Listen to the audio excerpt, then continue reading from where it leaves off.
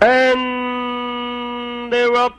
Zapima moving up. Mighty Zeus. Victoria is by Daryl. Then followed by Standing Strong. Magnetic comes next.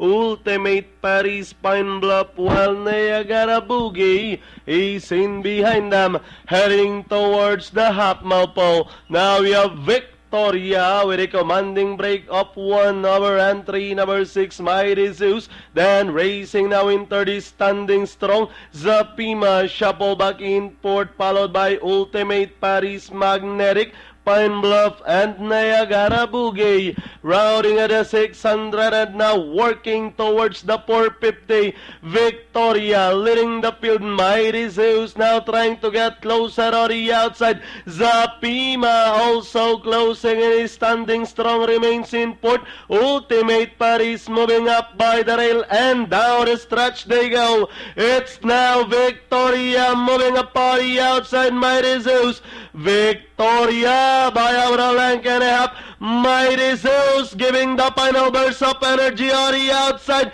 Victoria, Mighty Zeus, and finally close, but Victoria makes it over Mighty Zeus. Then comes Zapima, Ultimate Paris.